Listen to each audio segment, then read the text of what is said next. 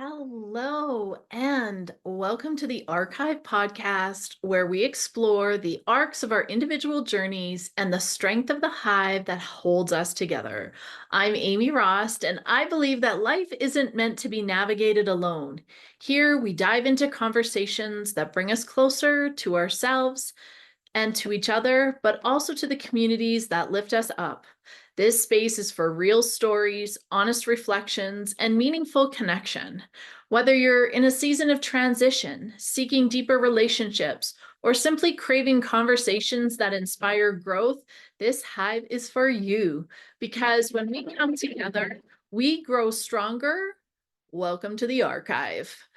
So I am so happy to have you with me today, and we are going to dive into a topic that is one of my favorite things to talk about. And it's also one of the things that I am really proud about here in my own studio and in my own life, what we've cultivated. And it is community. And I want to want us to think about, alone we can move really, really fast, but together we can go further and we can make even more impact. It's that collective good.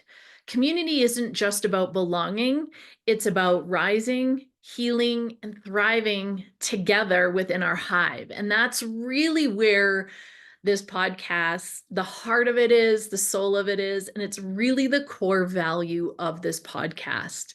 So let's get into a little bit of talking about community. What is it? What does it mean? How does it show up in our lives? And I think sometimes we don't always take a pause to consider, who is the community around me? What do I need from a community? How can I cultivate or grow community that I'm looking for? And we're going to dive into that a little bit today on this solo episode. So let's kick it off with, I want to talk about community in my Pilates studio. Many of you may or may not know, I'm also a Pilates teacher. I own a studio just outside Calgary, Alberta, Canada in Cochrane. And I want to share how I've built community because I've been really intentional about community. And what I love is when my new clients or clients who've been with me a long time say to me, I came for the Pilates, but I've stayed for the community. And feeling that connectiveness within the studio is so important to me. I think so often Pilates studios and maybe movement studios in general sometimes forget that within our studios, we are truly cultivating little micro communities. And those communities, what happens when we gather within the studio, then fills that person up, and then they take it out back to their communities, to their household, to their kids, to their families, to their friends, to their workplace. And we really do make an impact on lives. And part of being really intentional for that growth for me, and that's one of my core values in my Pilates studio is that community piece. Is I know so many times, and sometimes in the Pilates industry, it can be really intimidating to come into a Pilates studio. It can be, I think it's, a lot of times it looks like it's for a certain body type, or that it's only women, or it's very abled bodies. And I'm here to tell you that could be nothing than farther from the truth within my studio. This place is for everybody, and I am so fiercely protective of that. No matter your ability, no matter your gender, your race, any of it, it doesn't matter. You're a Pilates body and you would be welcomed into my studio. And I do spend a lot of time being considerate of that in creating that environment. For me, I think one of the biggest compliments I've ever received is I had a client come who's got some special considerations and came through the door, and she said to me, "This feels like home." And I thought, oh my goodness, this Pilates studio has given her what she needed to feel like she belongs. And she felt like it was home. It was a safe space for her to move, for her to be, and for her to really grow her community. And that has stayed with me for a very long time. And I continue to evaluate and look at ways that I can bring more elements of community into my studio. So I just wanted to touch on that piece a little bit.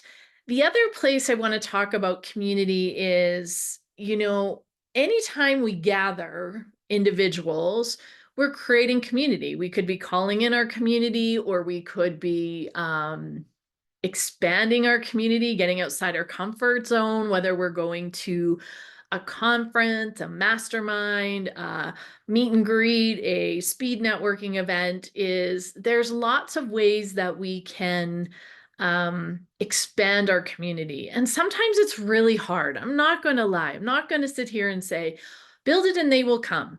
I wish it was that easy, even in your personal life or in your business. But truthfully, it is a really intentional and actionable thing you would do every day to facilitate and really find your people to build your own community. In the business world, some of the best examples I can give is creating masterminds.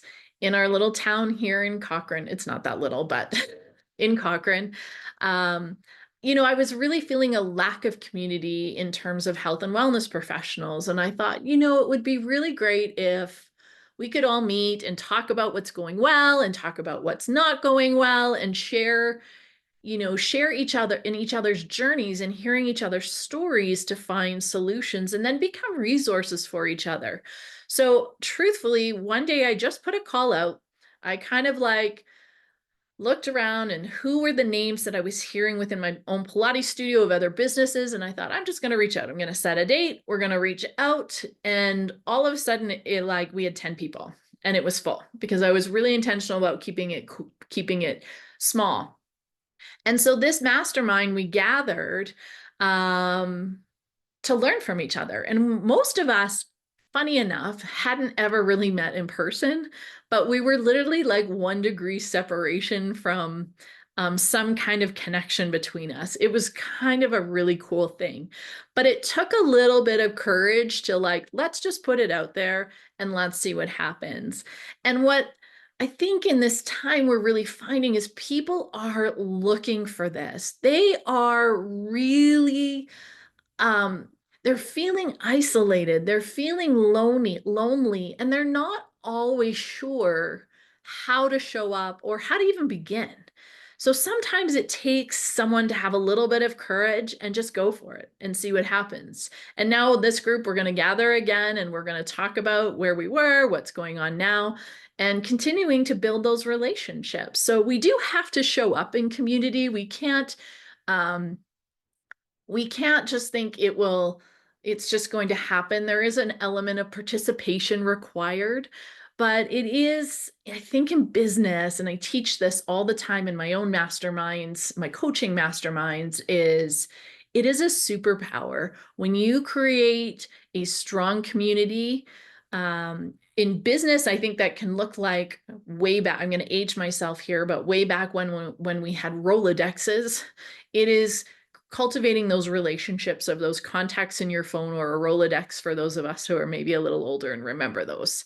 But again, it's creating that Hive-like support to help each other through and really see that when we create community and then the potential for collaborations, when we start to see the successes of the businesses, it's all of our success. It's not in competition at all. All of ours, when your business succeeds, my business succeeds. It's not one or the other. So that's, I think, a really great example of cultivating your own community professionally. Okay, let's dive into your personal life. How do we find community? And I think I can honestly say, um, I thought I could do it all alone. I, for many years, thought I can just do it all alone. I don't need the support of community. I'll just find my way. And that could not be farther than from the truth. So please don't take that path I took initially. And for us as a family, this came in. So for those that don't know a little bit about my story, is my oldest child in 2010 was diagnosed with a degenerative neuromuscular disease that is terminal.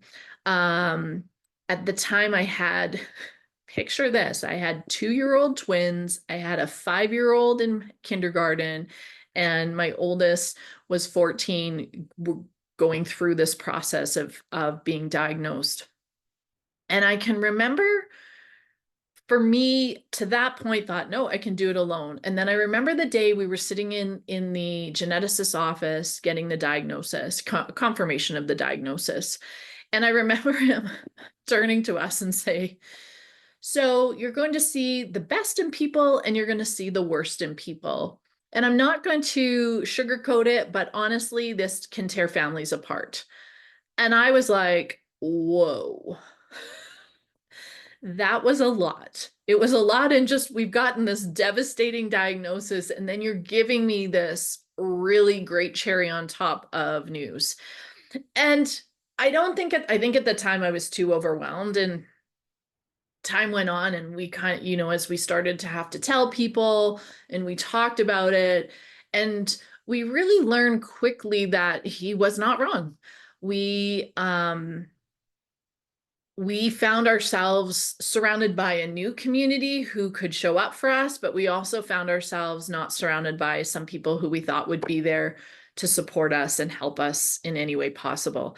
And I think it was in that moment where I started to realize, whoa, I've got to get a little bit intentional about who is going to be in this inner circle of our personal life, and um, who are those who can walk this journey with us.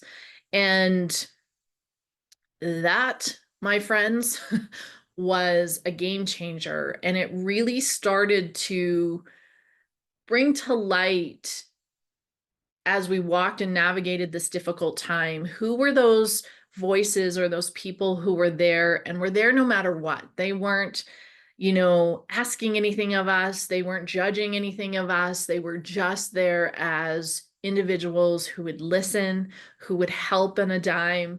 And that then, from that moment on, I was really intentional about how I chose to grow that community.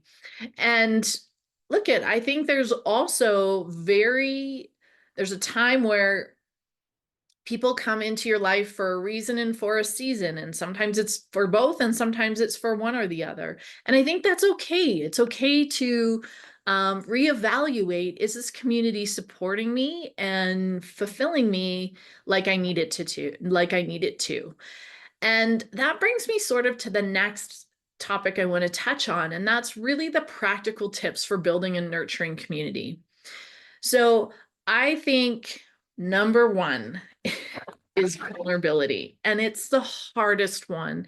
It is really hard to put yourself out there, but I promise you, one, the more you put yourself out there, the more you're going to invite really authentic relationships and community into your life.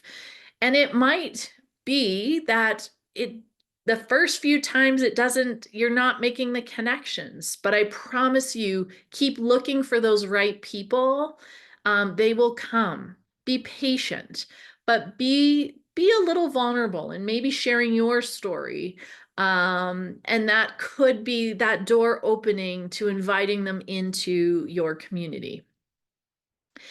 Number two, I think be intentional about creating connections. Encourage people to join or create spaces where like-minded individuals come together, kind of like, me bringing that mastermind, or changing up who was in my community. Like, be really intentional about creating those connections. And, don't be afraid to put yourself out there, because I promise you, you're not alone. And I know it's really easy today. And I think, after the last 5 years that we've been through, it's really easy today to just stay home. It's easier to not go out. We don't know, sometimes it's like, I don't even know how to make this connection. But sometimes just, you know, stepping outside of that comfort zone a little bit can create some really amazing connections. And also, don't be afraid to reach out to someone. If you followed someone, or you've been at some events where there's been, one of your friends brought a friend, don't be afraid to ask for that, for that connection to be made. Advocating for yourself and showing up, I think, really genuinely to um, ask for a connection can create some really cool connections. The other one is, I think, make sure it's reciprocal, and you're consistent.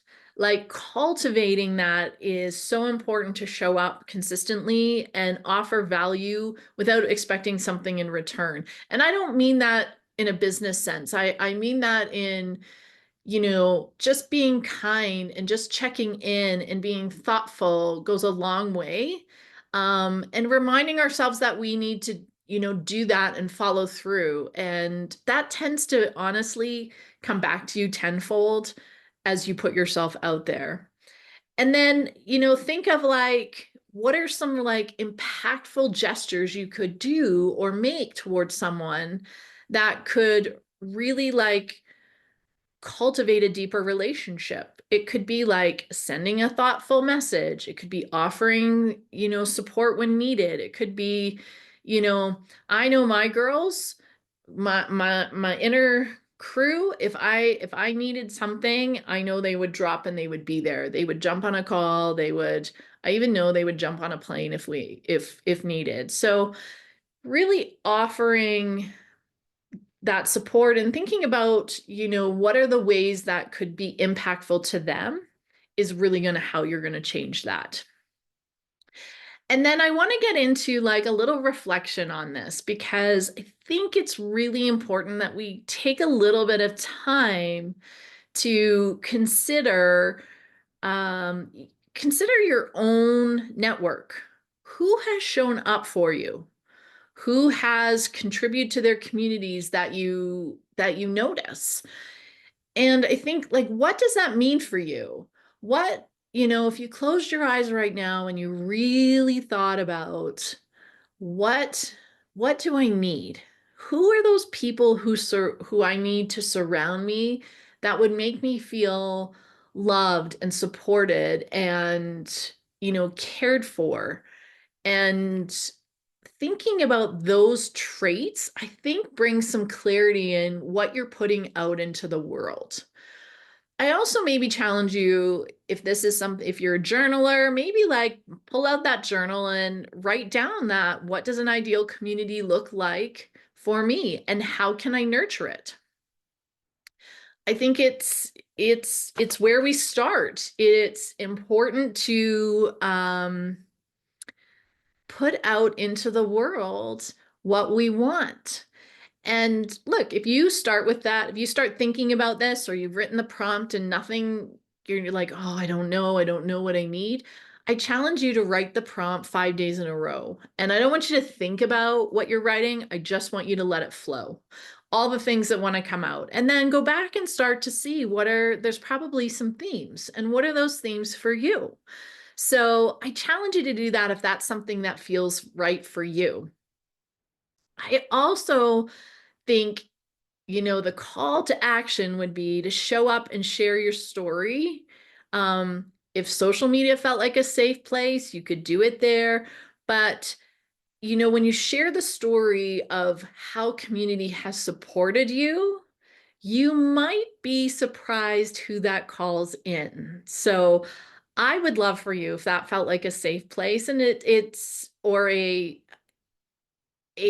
opportunity to share something that feels okay to you in this place, but I'd love for you to share that on Instagram. Perhaps use the tag my Hive story or my Hive story, and let's just see how we can show up and support one another. And I think this is where this podcast, my hope is that we will really come together in hearing your stories, because I know it can be scary to put yourself out there, but it could be as simple as one, a time in my life when community meant the most to me was, and sharing that and tagging us so that others can start to see themselves in those stories. You never know, you might make an incredible connection. So I don't know about you, but I promise this is probably not the last episode about community. I could talk about this forever because I just know the power of community, and it really has the power to uplift us, heal us, and really transform lives. And taking the time to consider what we need, what we want, and how it could support us could truly, truly change your lives. So thank you so much for being part of the archive today. I hope this episode left you feeling inspired, connected, and reminded you that you are never alone on this journey. If this conversation resonated with you, I'd love to hear your thoughts, share your takeaways, and tag me on social media. And tag me at either arc.pilates or tag me at arc.hive.podcast. And let's keep this hive buzzing together. And don't forget to subscribe, leave a review, and invite someone you care about to join us in these conversations. So until next time, let's keep honoring your arc, leaning into the hive, and showing up for yourself and others in your community, because together we are stronger together. This is the Archive Podcast, and I'll see you soon.